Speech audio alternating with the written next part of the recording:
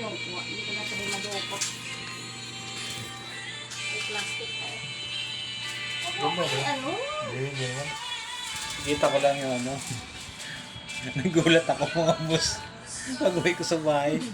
Nakatapos na magpagawa ng motor. Tipid, 300 lang ginastos ko eh. Hindi sa iba kasi 500, 600. Dito ako sa 300. Ano talaga yan? Masa ka makatipid doon. Gulat lang ako pag-uwi ko. Ito na yun abutan ko. Nga lang, gusto ko tulungan ng isis ko. Ayaw magpatulong. Gagalit. Kasi sila daw gagawa. Pero okay lang. Sige nga. Baka daw kasi magkaiba yung aming ano eh. Tutulungan ko. Alam mo yung misis ko, ano to eh. Sophisticated to eh. Ayaw mo yung kelos na gagawin niya eh. Yun lang.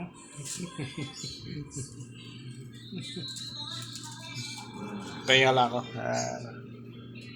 Tulungan ko lang siya pag nag-abot na yung mga kinakabit niya. Alam niya kasi, ano eh. Alam niya yung gagawin niya. May napanood lang sa YouTube kung paano ang design eh. May sinusundan siyang design eh. Kaya, okay lang, sige. Observe lang ako. Ayaw na naman patulong.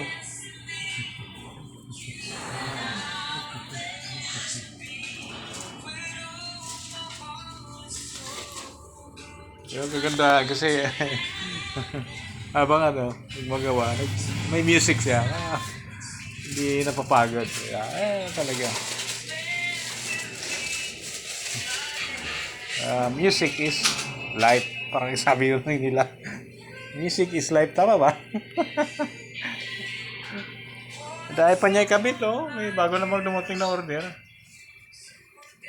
Buhay niya kasi hanggang doon sa ano, kung sala.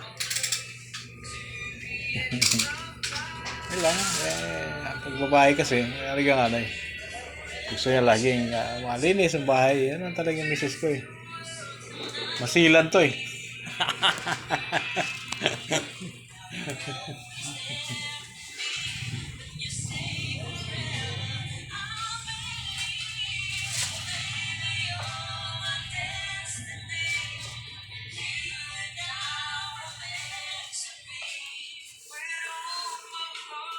So,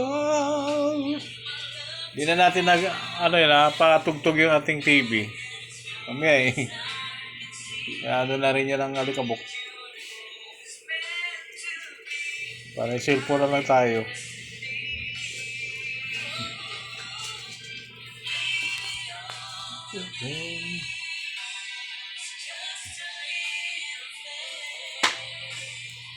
Update ko na lang kayo mga boss mo. Malaki pa itong trabaho ito eh. Kahit gabi ito, okay lang.